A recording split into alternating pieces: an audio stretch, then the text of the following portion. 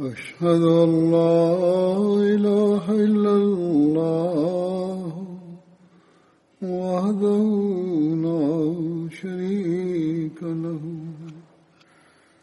وأشهد أن محمدا عبده ورسوله أما بعد فأعوذ بالله من الشيطان الرجيم بسم الله الرحمن الرحيم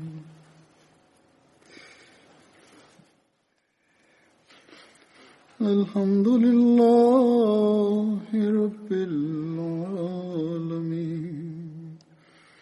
الرحمن الرحيم مالك يوم الدين إياك نعبد وإياك نستعين اهدنا الصراط المستقيم صراط الذين أنعمت عليهم غير المغضوب عليهم ولا الضالين. Hazrat Amirul Mu'minin ayyadahullahu ta'ala bin Nasril Aziz anasema, leo kwa mara nyingine tena nitaeleza kumbukumbu za maswahaba wa Badr. Miongoni mwa hawa sahaba nitakayemzungumzia anaitwa Hazrat Suhaib bin Sinan radhiyallahu anhu. Jina la baba yake Hazrat Suhaib lilikuwa Sinan bin Malik na mama yake alikuwa Salama binti Qaid. Inchi ya Hazrat Suhaib ilikuwa Mosul. Baba yake Hazrat Suhaib au baba yake mdogo alikuwa ameteuliwa na Kisra kama mkurugenzi wa Abullah ulikuwa mji uliokuwa karibu na mto wa Dajla ambao baadaye ukaitwa Basra. Warumi waliposhambulia maeneo haya wakamfanya Hazrat Suhaib kuwa mtumwa wao alipokuwa na umri mdogo.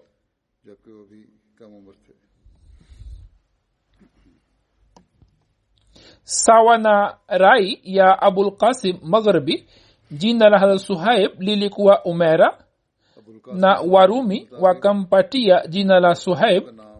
Hazrat Suhaib alikuwa na rangi nyekundu mno, alikuwa na kimo cha wastani na kichwa chake kilikuwa kimesheheni nywele nyingi. Hazrat Suhaib akakulia kwa Warumi, alikuwa na kigugumizi. Qalb akamnunua kutoka kwa Warumi na akamleta Makka. Kisha Abdullah bin Judan akamnunua kutoka kwake na kumwachia huru. Suhaib akaishi naye mjini Makka hadi kilipotokea kifo cha Abdullah bin Judan na Mtume sallallahu alaihi wasallam akadai kuwa mtume. Sawa na riwaya moja, watoto wa Hazrat Suhaib wanasema ya kwamba Hazrat Suhaib alipofikia umri wa ukomavu akakimbia Roma na kufika Makka na akajenga uhusiano wake na Abdullah bin Judan na hadi kifo chake akaishi pamoja naye. Musleh Maud radhiyallahu anhu akimzungumzia Suhaib anasema, Suhaib alikuwa mtumwa mmoja ambaye alikuwa ameletwa kutoka Roma. Alikuwa mtumwa wa Abdullah bin Judan aliyekuwa amemwachia huru. Huyo pia akamwamini Mtume sallallahu alaihi wasallam na kwa ajili yake akavumilia mateso mengi. Musleh Maud radhiyallahu anhu amelieleza jambo hilo akifafanua kauli ya makafiri iliyoelezwa ndani ya Qur'ani tukufu pale wasemapo ya kwamba Mtume sallallahu alaihi wasallam ameitengeneza Qur'ani hii akisaidiwa na wengine au watumwa. Basi jibu moja la shutuma hii ni ya kwamba watumwa hawa kwa sababu ya kusilimu kwao wakakabiliana na mateso na zulma nyingi. Sasa je, watumwa hawa walikuwa wamemsaidia mtume sallallahu alaihi wasallam ili wajiingize katika mateso?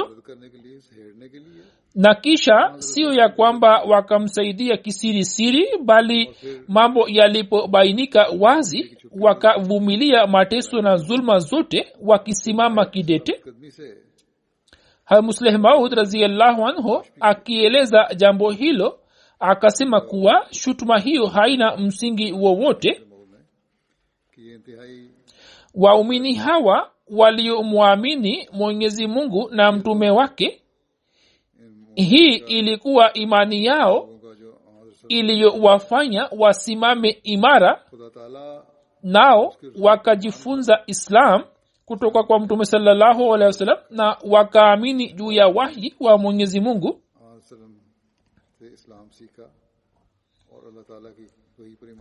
Hazrat Ammar bin Yasir anasimulia kuwa nilikutana na Suhaib kwenye mlango wa Dar Arkam. Mtukufu mtume sallallahu alaihi wasallam alikuwa ameketi. Nikamuuliza, Suhaib, una nia gani? Suhaib akaniuliza kuwa nia yako ni nini? Nikasema nataka nimhudhurie mtume sallallahu alaihi wasallam na nisikilize kalamu yake. Suhaib akasema hata mimi nataka hiyo. Hazrat Ammar anasema ya kwamba kisha sisi wawili tukamjia mtume sallallahu alaihi wasallam na mtume sallallahu alaihi wasallam akaeleza mbele yetu kuhusu Islam na tukaikubali. Mchana kutwa tukaendelea kubaki kule hadi jioni, kisha tukatoka huko kisirisiri. Hazrat Ammar na Suhaib waliposilimu, watu 30 walikuwa wamesha silimu wakati ule. Hat Anas anasimulia mtume sallallahu alaihi wasallam alisema wapo wanne waliotangulia kusilimu. Akasema mimi ndiye niliyetangulia kusilimu katika Waarabu. Suhaib alitangulia kutoka Warumi na Salman alitangulia katika watu wa Faris na Bilal alitangulia kusilimu katika Wahabeshi. Hazrat Abdullah bin Mas'ud radhiyallahu anhu alisimulia kwamba mtu aliyetangulia kuitangaza Islam ni Saad. Mtume sallallahu alaihi wasallam aliyekuwa mpokeaji wa sheria na Abu Bakar na Ammar na mama yake Sumayya na Suhaib na Bilal na Mikdad. Basi Mwenyezi Mungu alimsalimisha mtume sallallahu alaihi wasallam kwa kumpitia baba yake mdogo Abu Talib, na Mwenyezi Mungu alimuokoa Abu Bakar kwa sababu ya kaumu yake.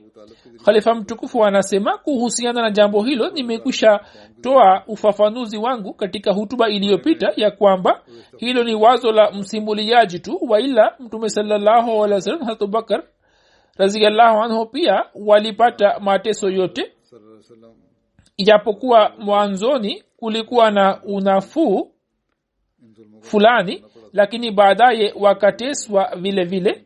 Kwa vyovyote vile msimuliaji anasema kuwa ama wengine wakakamatwa na washirikina na wakavalishwa deraya za chuma na walikuwa wakiwaunguza katika jua kali. Ijapokuwa wote wakateswa, lakini kila mmoja wao kutokana na uhusiano fulani akapata unafuu, isipokuwa Bilal, kwani nafsi yake ilikuwa imejimaliza kwa ajili ya Allah na alikuwa hana thamani yoyote katika kaumu yake.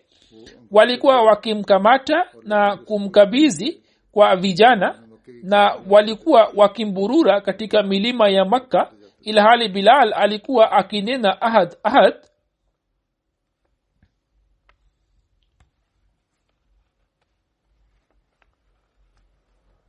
Kwa vyovyote vile kila mmoja wao akavumilia mateso kama nisemavyo, na kila mmoja wao akaonyesha uimara wake wa imani.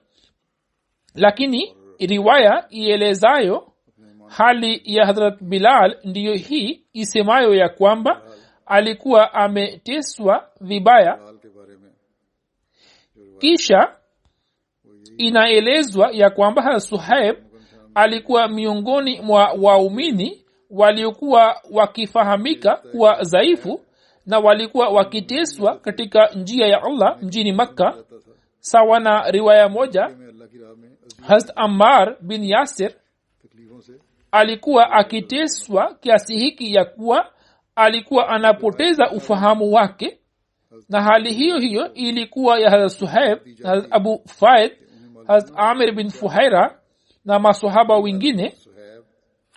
Kuhusu maswahaba hawa iliteremka aya hii isemayo, thumma inna rabbaka lillazina hajaru min ba'di ma futinu thumma jahadu wa sabaru inna rabbaka min ba'diha laghafurur rahim.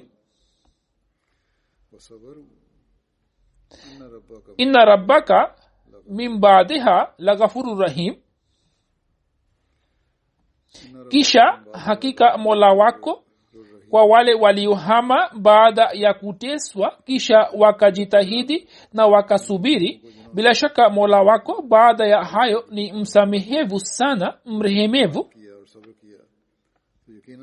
Kwa mujibu wa riwaya moja, watu wa mwisho waliohamia Madina walikuwa Hazrat Ali, Hazrat Suhaib bin Sinan. Tukio hili ni la katikati ya mwezi wa Rabiul Awwal. Mtume sallallahu alaihi wasallam alikuwa katika Kuba, alikuwa bado hajaanza safari ya kuelekea Madina. Katika riwaya moja imeelezwa hivi ya kuwa Suhaib alipotoka kwa ajili ya kuhamia Madina, kikundi kimoja cha washirikina wakamfuata na kumsaka. Yeye akashuka chini na akatoa kile alichokuwa nacho katika podo yake na akasema, eni kikosi cha Quraish, mnajua ya kwamba mimi ni mahiri wenu wa kurushia mishale, na hapa kwa Mungu hamwezi kunifikia hadi mishale yote niliyonayo niyamalize juu yenu, kisha nitapigana nani kwa upanga wangu hadi nimalize kila kitu nilicho nacho mkononi mwangu. Hivyo fanyeni mnavyoweza kuyafanya. Ikiwa mnataka mali yangu, basi na waambieni kuhusu mali yangu kuwa iko wapi, na acheni njia yangu. Wakasema sawa. Hivyo Suhaib akawaambia kuhusu mali yake ili waende wakaichukue. Suhaib alipohudhuria kwa Mtume sallallahu alaihi wasallam, Mtume sallallahu alaihi wasallam akasema, biashara hii imemfaa Abu Yahya na imefana sana. Msimuliaji anasema hapo aya hii iliteremka inayosema ya kwamba wa minan nasi man yashri nafsahu ibtighaa marzatillahi wallahu raufu bil ibad. Na yuko miongoni mwa watu auzaye nafsi yake kwa kutaka radhi ya Mwenyezi Mungu, na Mwenyezi Mungu ni mpole kwa watumishi. Katika riwaya moja imeandikwa hivi ya kuwa Suhaib alihama Makka na kuhudhuria kwa Mtume sallallahu alaihi wasallam. Wakati huo Mtume sallallahu alaihi wasallam alikuwa katika Quba, na Hazrat Abubakar, Hazrat Umar pia walikuwa pamoja naye, na mbele yao zilikuwepo tende alizokuwa amezileta Hazrat Kulsum bin Hidam. Njiani Hazrat Suhaib alikuwa amepata maradhi ya macho na alikuwa na njaa kali, na kwa sababu ya safari alikuwa amechoka mno. Suhaib alianza kula tende. Hapo Hazrat Umar akasema, ewe Mtume wa Mungu, muangalie Suhaib ameugua macho na anakula tende. Mtume sallallahu alaihi wasallam akamtania Suhaib na akasema, Suhaib, unakula tende hali unaumwa macho na macho yako yamevimba na yanatokwa na maji. Suhaib akasema, mimi nala kwa kutumia sehemu ya jicho langu lilo sawa. hapo mtume sallallahu alaihi wasallam akatabasamu. Kisha Hazrat Suhaib akamwambia Hazrat Abubakar ya kwamba ulikuwa umeniahidi ya kuwa utafuatana nami katika hijra, lakini ukaja na ukaniacha nyuma. Kisha akasema, ewe mtume wa Mungu sallallahu alaihi wasallam, ulikuwa umeniahidi kwamba utanichukua pamoja nawe, lakini wewe pia ulikuja na ukaniacha nyuma. Quraish wakanikamata na wakanitia ndani na nikajinunua nafsi yangu na ahali zangu kwa mali yangu. Mtume sallallahu alaihi wasallam akasema, biashara hii imekufa. Hapo Mwenyezi Mungu akateremsha aya hii, wa minan nasi man yashri nafsahu ibtighaa marzatillahi,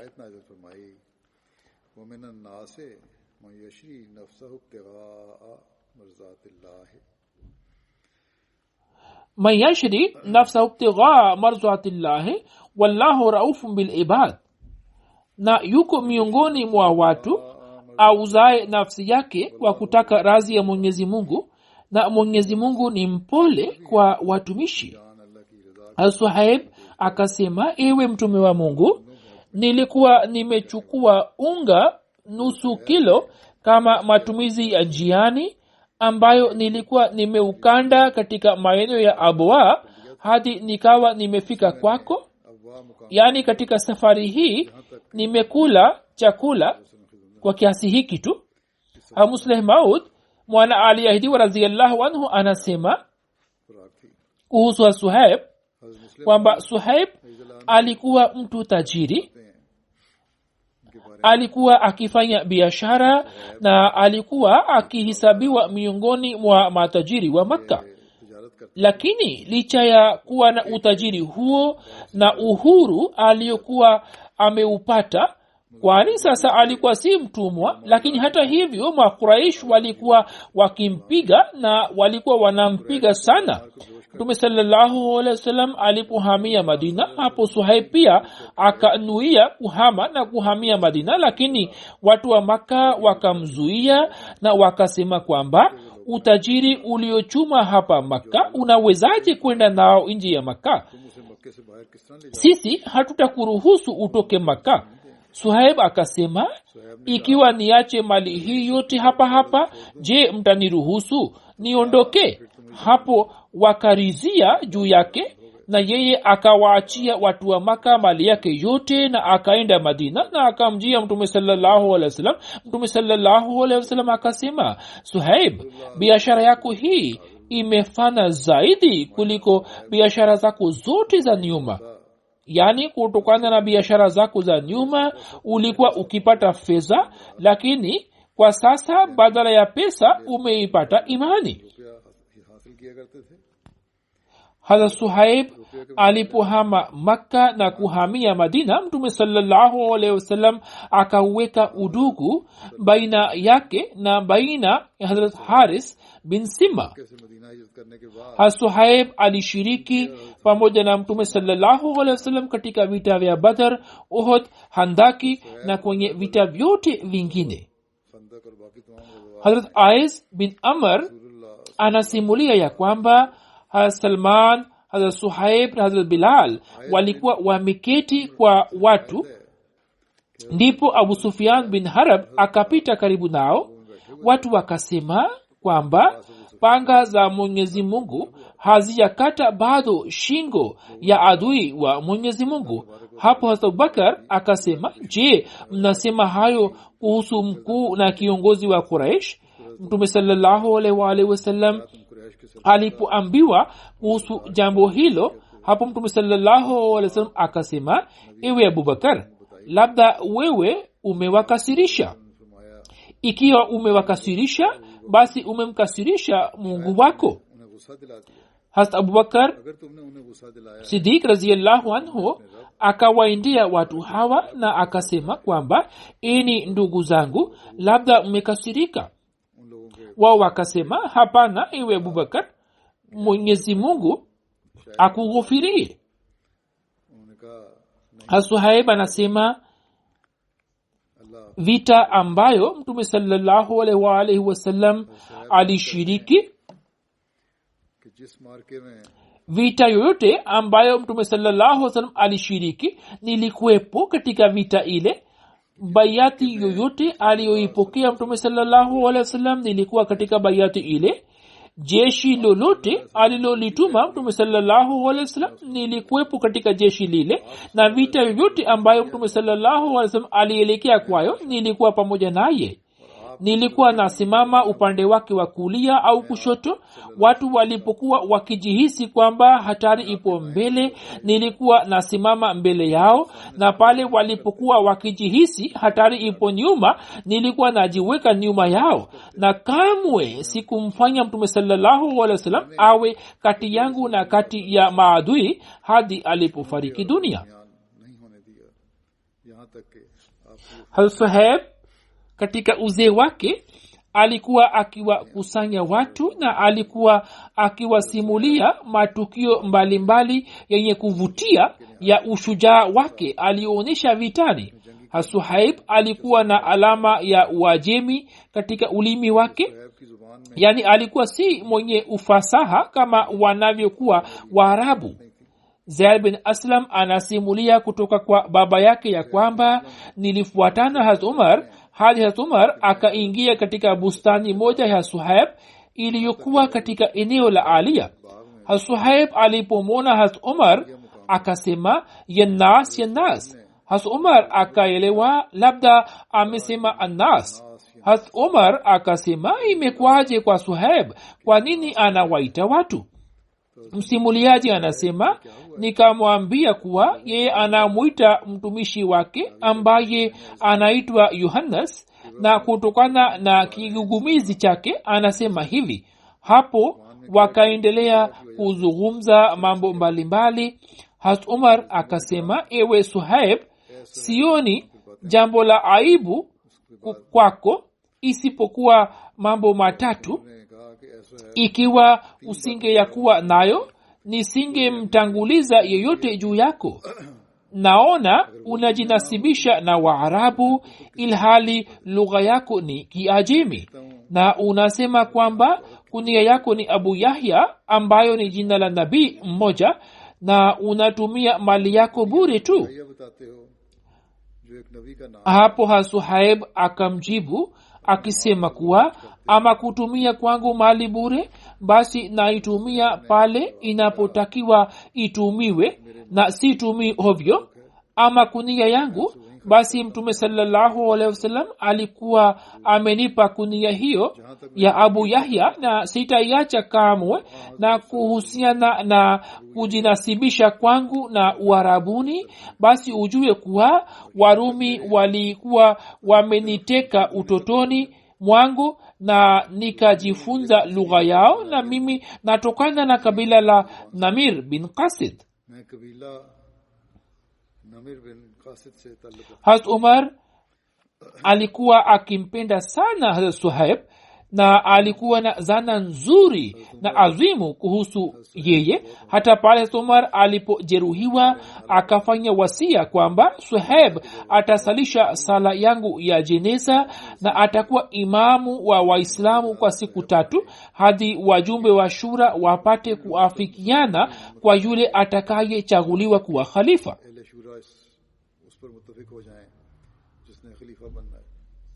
Suhaib alifariki dunia katika mwezi wa Shawwal mwaka wa 38 Hijria, na sawa na rai ya wengine ulikuwa 39, na wakati wa kifo chake umri wake ulikuwa miaka 73, na sawa na baadhi ya riwaya ulikuwa miaka 70, naye akazikwa Madina. Sahaba anayefuata ni Hazrat Saad bin Rabi radhiyallahu anhu. Hazrat Saad bin Rabi alitokana na familia ya kabila la Khazraj la Ansar iitwayo Banu Haris. Jina la baba yake lilikuwa Rabi bin Amr na mama yake alikuwa akiitwa Huzaila binti Inaba. Hazrat Saad alikuwa na wake wawili, mmoja alikuwa akiitwa Umra binti Hazm na wa pili alikuwa Habiba binti Zaid. Hazrat Saad bin Rabi alikuwa na mabinti wawili, binti mmoja alikuwa anaitwa Umme Saad na sehemu fulani ametajwa kwa jina la Umme Said na jina lake hasa lilikuwa Jamila.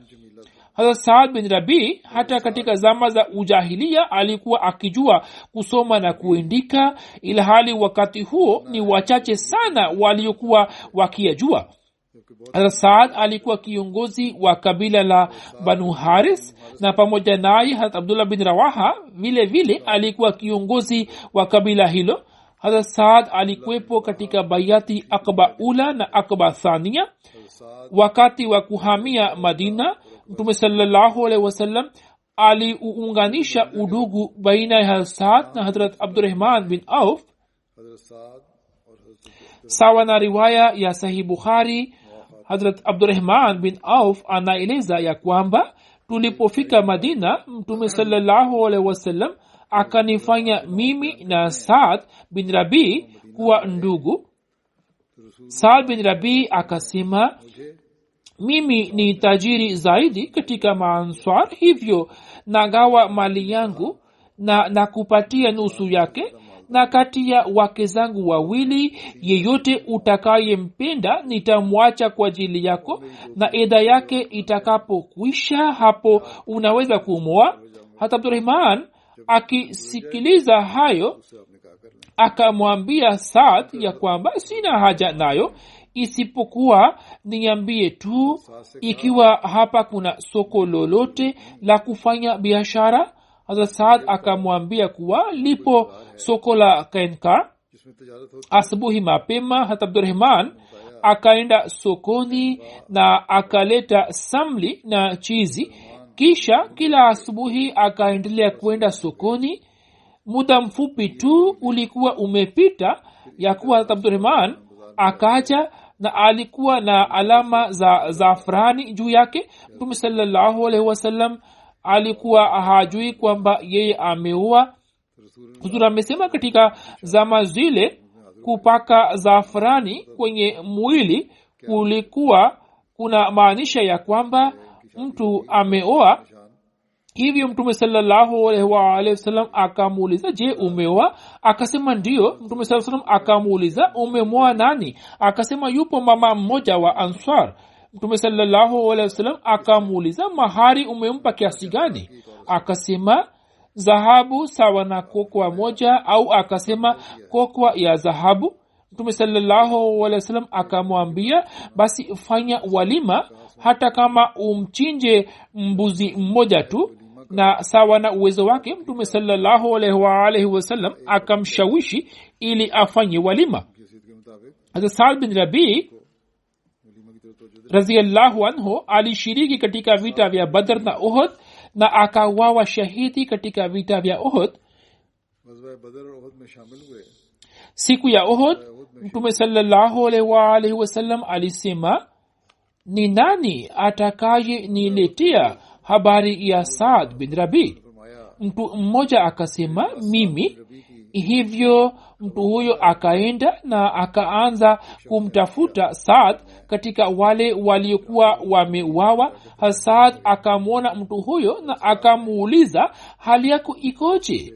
Yeye akasema, Mtume sallallahu alaihi wasallam amenituma kwako ili nimpelekee habari yako.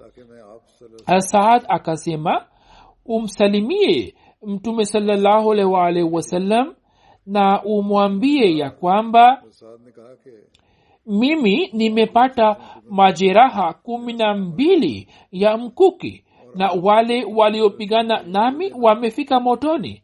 Yani wale waliopigana nami vitani nimekwisha waua, na uwaambie watu wa kaumu yangu ya kwamba hawatakuwa na uzuru vovote kwa Allah ikiwa Mtume sallallahu alaihi wasallam akiuawa shahidi na wao wakibaki duniani.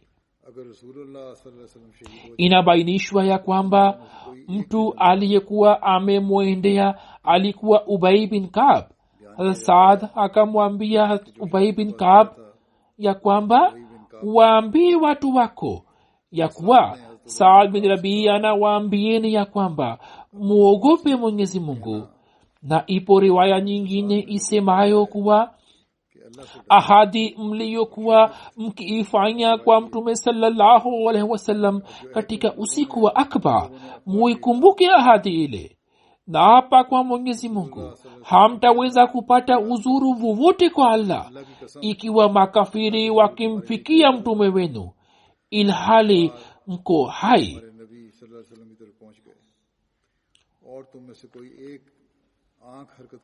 Hamtaweza kupata uzuru wote kwa Allah.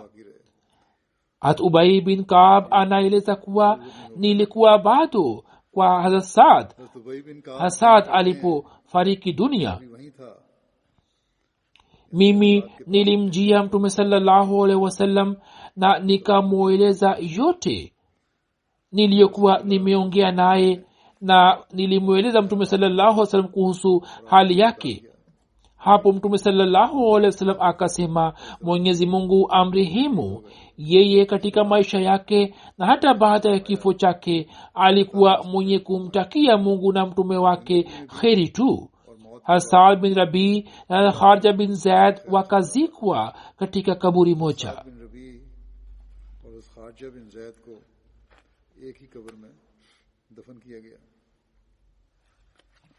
Hazrat Sahib Zada Mirza Bashir Ahmad Sahib akieleza tukio la kuuawa kwa Hazrat Saad bin Rabi anasema hivi: Mtume sallallahu alaihi wasallam alikuwa amewasili katika uwanja wa vita na mambo ya kuziangalia maiti za mashahidi yalikuwa yameanza. Hali iliyokuwa mbele ya Waislamu ilikuwa imewafanya watokwe na machozi. Vita ilikuwa imekwisha na mtume sallallahu alaihi wasallam alikuwa amejeruhiwa. Hata hivyo akawasili uwanjani. Mambo ya kuziangalia maiti za mashahidi yakaanza kufanyika, ya kwamba kwa namna gani watazikwa, na wale waliokuwa wamejeruhiwa wakaanza kuhudumiwa. Ilmuradi sura iliyokuwa mbele ya Waislamu ilikuwa yenye kuwatisha. Waislamu 70 wakilowa na damu walikuwa wameshauawa shahidi na walikuwepo uwanjani wakiwa na hali ya kufanyiwa musla, yani viungo vyao vilikuwa vimekatwa na nyuso zao zilikuwa zimeharibiwa. Miongoni mwa hawa walikuwepo muhajirina 6 tu, na wengine wote walikuwa wametokana na Ansar. Idadi ya Makuraish ambao waliuawa ilikuwa 23. Mtume sallallahu alaihi wasallam alipofika karibu na maiti ya baba yake mdogo na ndugu yake ya kunyonya Hazrat Hamza, akatekwa na huzuni, kwani mzalimu Hind aliyekuwa mke wa Abu Sufyan alikuwa ameharibu vibaya maiti yake. Kwa muda mfupi mtume sallallahu alaihi wasallam akakaa kimya, na alama za huzuni na ghamu zilikuwa zikionekana wazi usoni mwake.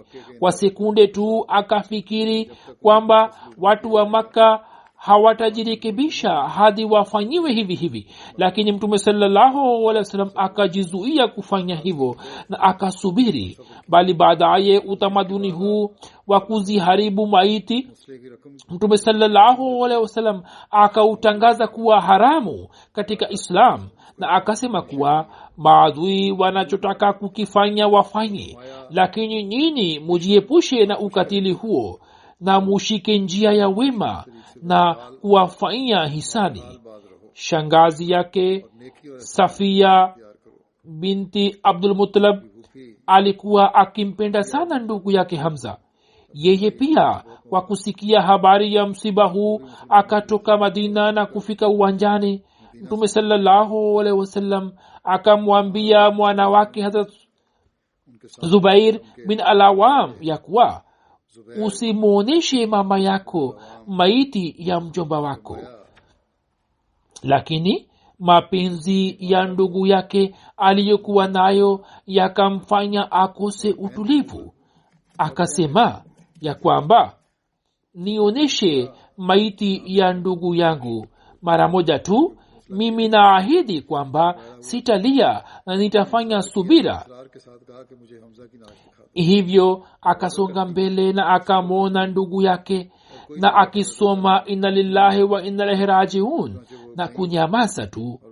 Kisha anaandika kuwa Makuraish walikuwa wamefanya hivi hivi kwa maiti zingine, na maiti ya ndugu ya Mtume sallallahu alaihi wasallam hat Abdullah bin Jahash pia ilikuwa imeharibiwa.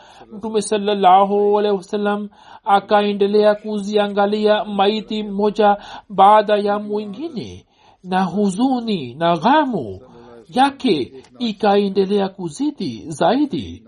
Wakati huo huo Mtume sallallahu alaihi wasallam akasema, mmoja wenu waende na angalie kiongozi wa Ansar Saad bin Rabi ana hali gani. Je, yuko hai au ameuawa shahidi? Kwani wakati wa vita nilikuwa nimemwona akiwa amezungukwa vibaya na mikuki ya maadui. Hapo sahaba mmoja wa Kiansar Ubay bin Kaab akaenda uwanjani na akamtafuta Saad hapa na pale, lakini hakuweza kupata habari zake. Kisha akaanza kumuita kwa sauti ya juu na akamuita kwa jina lake. Hata hivyo hakupata jawabu lolote. Ilikuwa akate tamaa na kurejea nyuma. Akapata wazo kuwa ngoja ni muite kwa kutaja jina la Mtume sallallahu alaihi wasallam, huenda nipate habari yake. Hivyo akasema kwa sauti ya juu kuwa, Saad bin Rabi, uko wapi?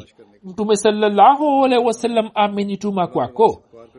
Sauti hiyo ikaufanya mwili wa Saad upate mwamko fulani, naye alikuwa amefunikwa chini ya maiti. Akajibu kwa sauti hafifu kwamba, ni nani wewe? Nipo hapa. Ubay bin Kaab alipoona akamkuta Saad aliyekuwa amefunikwa na maiti nyingi na alikuwa akipumua pumzi zake za mwisho. Ubay bin Kaab akamwambia kuwa Mtume sallallahu alaihi wasallam amenituma kwako ili nimpelekee habari yako. Saad akasema, umsalimie Mtume sallallahu alaihi wasallam na umwambie kuwa malipo na thawabu wanayopata mitume wa Mungu kwa sababu ya utii wa wafuasi wao, Mwenyezi Mungu akujalie thawabu ile zaidi kuliko mitume wote, na ayafanye macho yako yapate kuburudika. Na uwasalimie ndugu zangu Waislamu na uwaambie watu wa kaumu yangu kuwa ikiwa katika uhai wenu Mtume sallallahu alaihi wasallam akipata kuuzika, hamtaweza kuwa na uzuru wowote mbele ya Allah. Saad akayasema hayo na akafariki dunia. Muslim Maud radhiyallahu anhu pia ameeleza tukio hili na ameeleza hivi: lipo tukio moja la vita vya Uhud. Vita ilipokwisha, Mtume sallallahu alaihi wasallam akasema kwa Ubay bin Kaab kwamba nenda ukawaangalie wajeruhi. Naye akaenda na kumfikia Saad bin Rabi aliyekuwa amejeruhiwa vibaya na alikuwa akivuta pumzi zake za mwisho. Ubay akamwambia, ikiwa unapenda kuwatumia ndugu na jamaa zako ujumbe fulani, basi nipatie. Saad akitabasamu akasema, nilikuwa namngojea muislamu yeyote ili akija hapa basi nimpe ujumbe wangu. Wewe nipe mkono wako mkononi mwangu na niahidi kwamba lazima utapeleka ujumbe wangu. Kisha ujumbe alioutoa ndio huu. Akasema, wasalimie ndugu zangu Waislamu na uwaambie watu wa kaumu yangu na jamaa zangu kuwa Mtume sallallahu alaihi wasallam ni amana iliyo bora kabisa ya Mwenyezi Mungu tuliyo nayo, nasi tumeendelea kuilinda amana hiyo kwa kutoa uhai wetu. Sasa tunaondoka na tunaaga dunia hii na tunawakabidhini ulinzi wa amana hii msije mkaonesha udhaifu katika kuilinda. Al-Musleh Maud radhiyallahu anhu akieleza tukio hilo anasema, angalieni katika muda kama huu, pale binadamu anapoelewa kuwa anakaribia kufa, anapatwa na mawazo ya aina aina. Anafikiri kuwa hali ya mke wangu itakuwaje, ni nani atakaye wajali watoto wangu. Lakini sahaba huyo hakutoa ujumbe wowote wa aina hii, isipokuwa akasema kuwa sisi tukimlinda Mtume sallallahu alaihi wasallam tunaaga dunia hii. Ninyi pia mkifuata njia hiyo hiyo muje nyuma yetu, na kazi iliyokubwa kabisa ndiyo hii ambayo ni kumlinda Mtume sallallahu alaihi wasallam. Na hiyo ndiyo ile nguvu ya imani waliokuwa nayo, ambayo kwayo wakaleta mageuzi duniani na wakapindua utawala wa Kaisar na Kisra. Mfalme wa Roma alikuwa na mshangao kwamba watu hawa ni kina nani. Kisra alimuindikia mkuu wa wanajeshi, ikiwa hamwezi kupata ushindi juu ya Waarabu hawa, basi murudi tu na mukae nyumbani mkivaa bangili. Na akamwambia jenerali wake akisema kuwa watu hawa wanakula mjusi na hamwezi kuwashinda. Ni watu wa kawaida tu na hata chakula hawapati, wanakula mjusi na kadhalika. Jenerali akamjibu, watu hawa si watu wa kawaida, bali ni kama majini, na kutokana na jazba na nguvu yao wanashambulia wakiruka panga na mikuki. Tutawezaje kuwashinda hawa?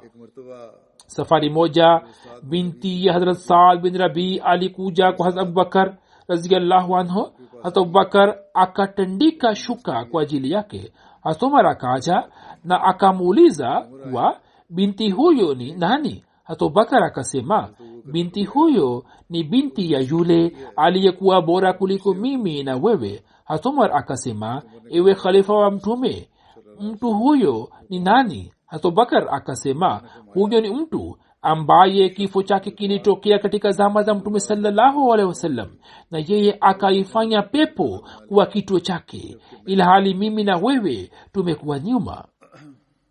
Hazrat Jabir bin Abdullah anasimulia kuwa mke wa Hazrat Saad bin Rabi akifuatana na mabinti zake wawili alimjia Mtume sallallahu alaihi wasallam na akasema, ewe Mtume wa Mungu, hawa ni mabinti wa Saad bin Rabi ambaye akipigana pamoja nawe alikuwa ameuawa shahidi siku ya Uhud, na baba yao mdogo amenyang'anya mali yao, yani jaidadi ya Saad imechukuliwa na baba mdogo, na mabinti hawa hawajapata chochote na hawezi kuolewa hadi wawe na mali.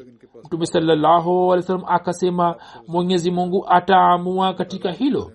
Hapo aya inayozizungumzia amri za mirasi ikamteremkia Mtume sallallahu alaihi wasallam. Kisha Mtume sallallahu alaihi wasallam akamuita baba yao mdogo na akasema kuwa wapatie mabinti zake Saad kila mmoja wao hisa iliyo thuluthi moja ya mali ya Saad, na mama yao umpatie sehemu ya 8 na itakayobaki ni mali yako. Mirza Bashir Ahmad Saheb akieleza tukio hilo ameandika hivi katika kitabu chake cha Sira ya Khatam an-Nabiyyin ya kuwa Saad alikuwa mtu tajiri na alikuwa na nafasi ya kipekee katika kabila lake. Alikuwa hana mtoto wa kiume isipokuwa alikuwa na mabinti wawili tu na mke mmoja. Kwa kuwa hadi wakati ule Mtume sallallahu alaihi wasallam alikuwa bado hajapata amri mpya za mirasi, na maswahaba sawa na utamaduni wa zamani wa kugawa mirasi walikuwa wakigawanya mirasi baina yao, na mwenye kufa ikiwa alikuwa hana mtoto wa kiume, basi ndugu zake walikuwa wakichukua jaidadi yake, na mjane na mabinti zake walikuwa hawapati chochote.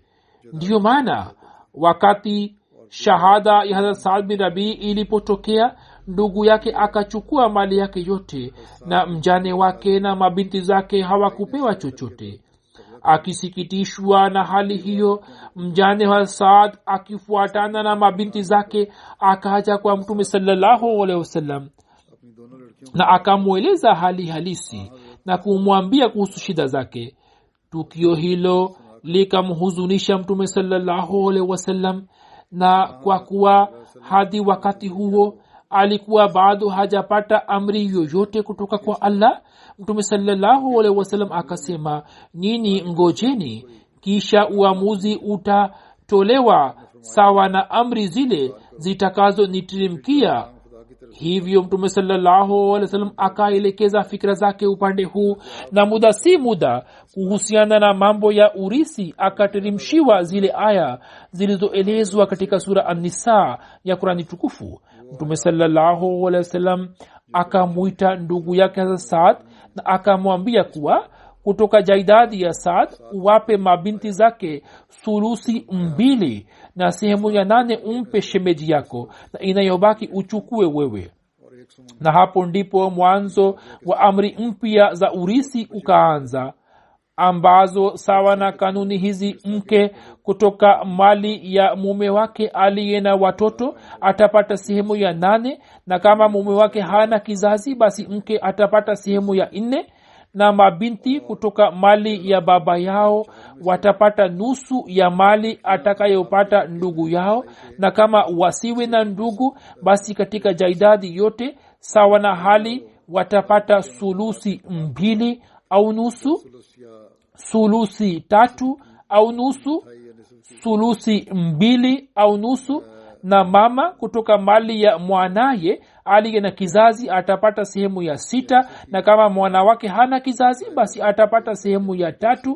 Na vivyo hivyo warisi wengine wakaandikishwa sehemu na hisa zao, na haki ya msingi ya mwanamke ambayo alikuwa amenyang'anywa kutoka kwake akapatiwa tena. Mirza Bashir Ahmad Sahib ameandika maelezo fulani. Anasema ya kwamba katika sehemu hii maelezo haya pia ni muhimu ni yaeleze ya kwamba sifa za kipekee za mafunzo ya Mtume sallallahu alaihi wasallam, sifa moja ndiyo hii ya kuwa Mtume sallallahu alaihi wasallam amehifadhi na kuzilinda haki zote za msingi za wanawake. Bali ukweli ndio huu kwamba katika historia ya dunia kabla ya Mtume sallallahu alaihi wasallam au baada yake hakupita mtu aliyeweza kulinda haki za wanawake kama alivyolinda Mtume sallallahu alaihi wasallam.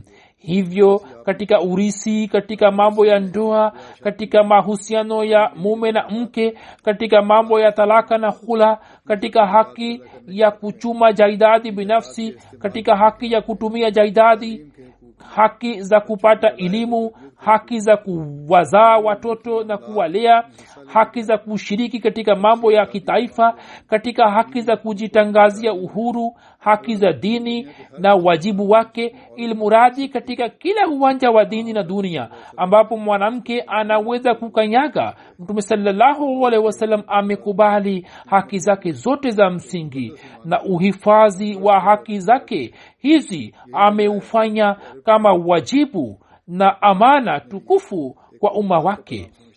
Na ndiyo sababu kuwa mwanamke wa Uarabuni alikuwa akiuchukulia ujio wa Mtume sallallahu alaihi wasallam kama ujumbe na njia ya kujiokoa. Kisha anaandika kuwa ningelazimika kuacha mada yangu ikiwa ningeanza kueleza maelezo yake, na kwa kuwa mada ielezwayo si mada ya haki za wanawake, waila ningewaambieni kuwa kuhusu kina mama mafunzo ya Mtume sallallahu alaihi wasallam yameshika nafasi ile ya juu ambayo hakuna dini yoyote duniani au utamaduni wote ulioifikia. Na kwa yakini kauli yake nzuri inaeleza ule ukweli mzito inayosema kwamba hubeba ilayya min dunyakum an-nisao wat-tibu wa ju'ilat qurratu aini fi salati, yani katika vitu vya dunia, vitu ambavyo nafsi yangu imejaliwa mapenzi yao ni wanawake na manukato, lakini kiburudisho cha macho yangu kimewekwa katika sala. dunia ya leo inazungumzia haki za wanawake na inazungumzia mambo ambayo hayahusiki na uhuru wa kina mama, bali vikwazo vilivyowekwa na Islam navyo pia ni kwa ajili ya kusimamisha heshima ya kina mama, na vipo kwa ajili ya kuleta utulivu na amani nyumbani na kuwalea vizazi vijavyo. Watu wanaoipinga Islam wanavipinga vikwazo hivi, lakini uhakika ndio huu kuwa mafundisho sahihi ya kweli yanayowapa kina mama uhuru na kusimamisha haki zao ni mafundisho ya Islam tu. Mwenyezi Mungu aijalie dunia ili ikielewa uhakika huu iweze kujisalimisha na machafu na fisadi hizi, na kina mama wa jumuiya pia waelewe ukweli huo. Baadhi ya wakati wanaanza kufuata dunia kwamba uhuru wa dunia ndio huu, na waweze kuelewa uhakika huu na makamu ambayo Islam imewapa kina mama. Na Mwenyezi Mungu awajalie kina baba ili nao pia sawa na mafundisho ya Islam waweze kutekeleza haki za wanawake ili jamii iweze kupata amani. Huzur amesema sasa baada yake angalau kwa kifupi napenda kusema machache kuhusu hali halisi iliyopo duniani. Mufanye maombi Mwenyezi Mungu aisalimishe dunia kutoka janga hili la corona. Wakati huo huo awajalie binadamu akili na busara hii ya kuwa wokovu na usalama wao ni katika kunyenyekea kwa Mungu mmoja na katika kutekeleza haki za wengine na kumaliza fitina na ufisadi kutoka dunia. Mwenyezi Mungu azijalie serikali akili ili wazingatie uadilifu katika nizamu. Siku hizi vurugu na taharuki zilizosambaa huko Marekani, Mwenyezi Mungu amlinde kila mwanajumuiya kutoka athari zake mbaya, na pia awajalie wananchi ili waweze kutumia njia stahiki za kuomba haki zao. Ikiwa Wamarekani wenye asili ya Afrika wataanza kuteketeza nyumba zao, basi wenyewe watapata hasara yake, kwani hata viongozi wengi wa Afrika pia wamesema kuwa msiteketeze nyumba zenu na tumieni njia stahiki za kuomba haki zenu. Na sawa na mipaka inayotolewa na serikali, maandamano pia yafanyike, lakini katika kuteketeza jaidadi za binafsi hakuna faida yoyote, bali ni hasara tu. Hivyo wanaoandamana wanatakiwa wafikirie hivi, na serikali pia inatakiwa ielewe kuwa vurugu na ufisadi zitokazo nchini ili waweze kuzidhibiti, utatuzi wake si kutumia nguvu tu, wala kutumia nguvu si njia ya kutatua matatizo yote, bali serikali inaendeshwa kwa kutekeleza haki za watu kwa uadilifu, na amani na usalama unaweza kupatikana nchini.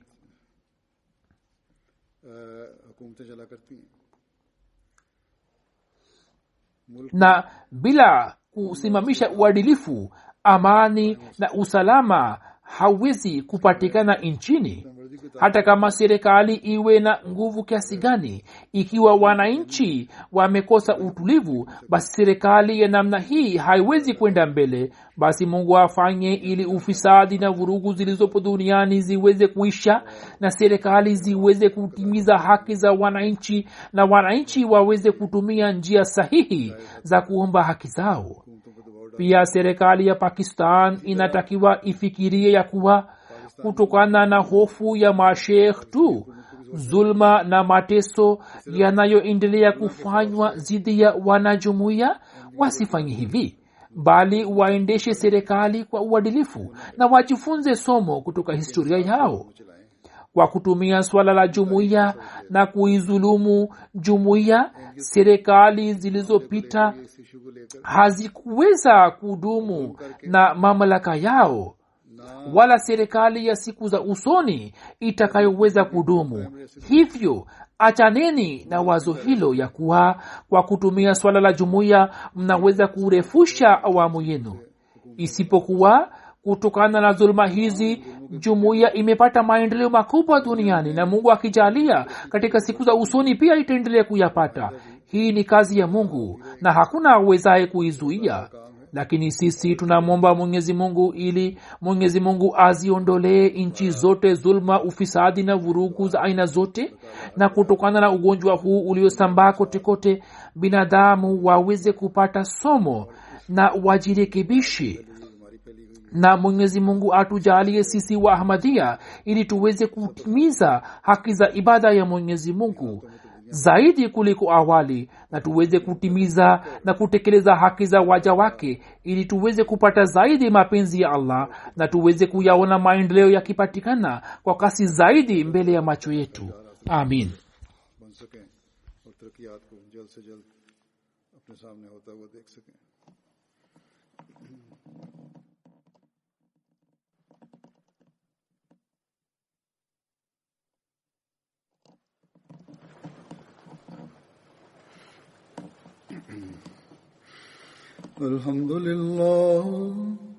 الحمد لله نحمده ونستعينه ونستغفره ونؤمن به ونتوكل عليه ونعوذ بالله من شرور أنفسنا ومن سيئات أعمالنا من يهده الله فلا مضل له ومن يضلل فلا هادي له ونشهد أن لا إله إلا الله ونشهد أن محمدا عبده ورسوله عباد الله رحمكم الله إن الله يأمر بالعدل والإحسان وإيتاء ذي القربى